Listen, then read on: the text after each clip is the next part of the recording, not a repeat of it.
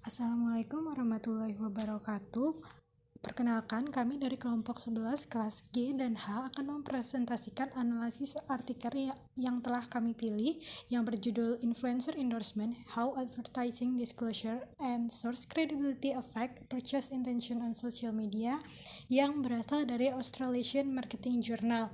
Sebelumnya, video presentasi ini kami buat untuk keperluan tugas metodologi penelitian semester 4 Prodi Manajemen Fakultas Ekonomi dan Bisnis Universitas 11 Maret Surakarta tahun 2022. Presentasi ini disusun oleh kelompok 11 dari kelas manajemen G. Yang pertama, saya sendiri, Rizalda Fadiatama, dengan NIM F02201118, dan rekan saya. Saya Selma Afiati Alia dengan NIM F0220-129. Yang pertama ada identitas artikel. Artikel ini berjudul Influencer Endorsement: How Advertising Disclosure and Source Credibility Affect Consumer Purchase Intention on Social Media, atau dalam bahasa Indonesianya berarti dukungan influencer, bagaimana pengungkapan dan sumber kredibilitas iklan mempengaruhi niat beli konsumen di media sosial. Artikel ini dimuat di dalam jurnal Australian Marketing Journal AMJ tahun 2020 dan ditulis Jason Weissmuller, Paul Harrigan, Shosha Wang, dan Geoffrey N. Sauter. Artikel ini termuat dalam kuartil 1 dan diterbitkan oleh Elsevier. Untuk yang selanjutnya berupa motivasi penulis. Penulis menuliskan ini agar pembaca dapat mengetahui bahwa merek di seluruh dunia sangat menyadari penyerapan orang-orang aktivitas media sosial dan semakin memanfaatkan penggunaannya dari situs jaring sosial seperti Facebook, Twitter, dan Instagram. Pendapatan di segmen iklan media sosial di seluruh dunia sebesar 68 miliar dolar Amerika Serikat pada tahun 2018 dan diperkirakan mencapai 185 miliar dolar Amerika Serikat pada tahun 2022. Khususnya, pemasaran influencer telah menjadi pasar yang penting menggunakan alat komunikasi karena menawarkan keterlibatan dengan sejumlah besar pembeli potensial dalam waktu singkat dengan biaya lebih rendah daripada iklan tradisional.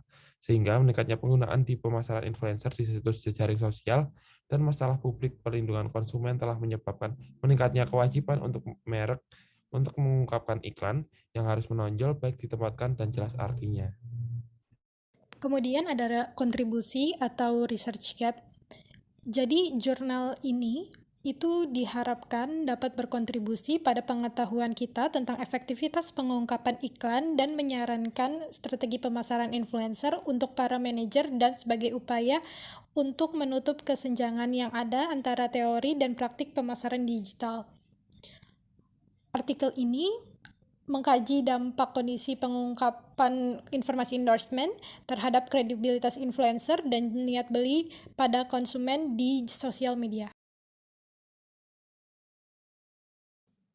Kemudian ada hipotesis penelitian. Hipotesis ini merupakan diajukan oleh peneliti. Yang pertama itu ada H1A, itu penggunaan pernyataan pengungkapan endorsement meningkatkan daya tarik sumber.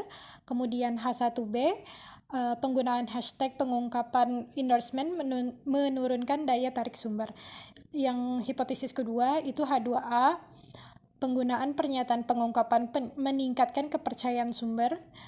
H2B, penggunaan tagar pengungkapan menurunkan kepercayaan sumber. H3A, penggunaan pernyataan pengungkapan akan meningkatkan keahlian sumber. H3B, yaitu penggunaan tagar pengungkapan akan menurunkan keahlian sumber. Yang keempat, daya tarik sumber yang lebih besar meningkatkan niat beli konsumen. H5, yaitu kepercayaan yang lebih besar meningkatkan niat pembelian. Dan hipotesis ke-6, yaitu keahlian sumber yang dirasakan lebih besar meningkatkan niat pembelian. Kemudian ada pertanyaan. Ini pertanyaan yang diajukan penulis pada sampel. Yang pertama yaitu keinginan untuk membeli. Pertanyaan pertama yaitu saya bisa membayangkan membeli produk dari perusahaan ini. Kedua, lain kali ketika saya membeli produk, saya akan mempertimbangkan perusahaan ini. Yang ketiga, saya sangat tertarik untuk membeli produk dari perusahaan ini. Yang kedua, itu ketertarikan sumber, tidak menarik-menarik, tidak berkelas-berkelas, jelek, cantik, polos, elegan. Yang kelima itu tidak seksi. Kemudian variabel ketiga yaitu keahlian sumber.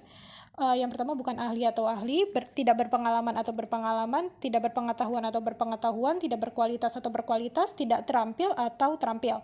Dan yang keempat yaitu variabel kepercayaan terhadap sumber. Yang pertama itu tidak dapat dipercaya, tidak dapat diandalkan, tidak jujur atau jujur, dan tidak seksi atau seksi. Nah, untuk yang selanjutnya ada kerangka penelitian. Nah, di dalam kerangka penelitian ini terdapat sebuah grafik seperti yang ada di presentasi kali ini. Nah, untuk penjelasannya, advertising disclosure mempengaruhi source credibility yang terdiri atas attractiveness, trustworthiness, dan expertise, yang mana masing-masing komponen source credibility mempengaruhi pada purchase intention terhadap konsumen. Nah, untuk pernyataan pengungkapan dan tagar pengungkapan dapat mempengaruhi sikap sumber terhadap influencer dan pengikut mereka sendiri perilaku pembelian yang berbeda. Pernyataan pengungkapan menunjukkan influencer media sosial memiliki kemitraan berbayar dengan merek yang menunjukkan beberapa keberhasilan karena influencer media sosial sedang menentukan menurut merek. Tuntutan tersebut juga menunjukkan bahwa community besar dan terlibat. Tanda popularitas online ini bisa meningkatkan kredibilitas sumber dan lebih khusus lagi daya tarik sumber terhadap keaktifan. Dampak ini dapat dijelaskan dengan efek halo dan teori konsistensi. Efek halo didefinisikan sebagai pengaruh evaluasi global pada evaluasi individual seseorang. Studi ini menunjukkan efek halo dapat memiliki pengaruh yang kuat pada kesan kita tentang orang lain. Selanjutnya, terdiri dari teori tendensi menyarankan orang merasa nyaman ketika penilaian mereka tentang seseorang adalah konsisten, baik positif atau negatif secara aktif. Oleh karena itu, pernyataan pengungkapan trans orang dapat mengomunikasikan pos adalah iklan daripada menahan informasi ini, yang dapat dengan sendirinya secara positif ditafsirkan oleh konsumen sehingga meningkatkan daya tarik ke sumber. Namun, hashtag pengungkapan mungkin memiliki efek sebaliknya, karena tidak secara jelas mengomunikasikan kemitraan antara influencer media sosial dan merek yang didukung. Yang hilang informasi menunjukkan kurangnya transparansi dan tidak menunjukkan kemitraan yang sukses antara merek dan pengaruh encer. Dari pengetahuan persuasi menyarankan konsumen cenderung menimbulkan sikap atau perilaku negatif terhadap menangkal pesan iklan atau sumber-sumber iklan. Bijak jika pesan mereka rasakan niat manipulatif yang kuat, sementara pernyataan pengungkapan dapat dianggap sebagai kejujuran dukungan seorang influencer menggunakan hashtag pengungkapan tanpa komunikasi yang jelas. Endorsement dapat dianggap memiliki niat manipulatif yang kuat jika tidak adanya komunikasi yang jelas begitu. Next. Kemudian ada sampel yang digunakan oleh peneliti. Data yang diputuskan itu diperoleh dengan menggunakan kuesioner web yang dibagikan kepada mahasiswa dengan rentang usia 18 sampai 34 tahun di Jerman yang merupakan pengguna Instagram aktif. Studi tersebut itu menggunakan continuous sampling untuk mengambil sampel mahasiswa dari total populasi. Kemudian mahasiswa itu dianggap menjadi sampel yang tepat karena sebagian besar mahasiswa itu berada dalam rentang usia 18 yang diharapkan sebanyak 306 mahasiswa itu mengerjakan kuesioner yang dibagikan, di mana 72% adalah perempuan dan 28% adalah laki-laki. Dan seperti yang diharapkan, bagian besar sebesar 82% menggunakan Instagram di kehidupan sehari-hari. Untuk yang selanjutnya berupa alat uji yang digunakan. Alat uji yang digunakan berupa Smart PLS 3.0 digunakan untuk menguji model dengan komponen pendekatan pemodelan persamaan struktural parsial kuadrat terkecil berbasis PLS SEM. Literatur sebelumnya menunjukkan bahwa PLS SEM memiliki keunggulan berfungsi dalam studi eksplorasi untuk menangani ukuran sampel yang lebih kecil dan beberapa mediator dibandingkan dengan SEM berbasis covariance. Keandalan skala multi-item itu dinilai dapat menghitung koefisien alfa Dalam setiap kasus, koefisien alfa converge di atas 0,90 yang jauh di atas level 0,70 yang direkomendasikan. Hal ini menunjukkan tingkat konsistensi internal yang tinggi dengan mengikuti saran, konvergen, dan diskriminatif fasilitas bawaan juga dinilai. Sekian presentasi dari kami. Terima kasih. Mohon maaf apabila terdapat beberapa kesalahan dalam pengucapan.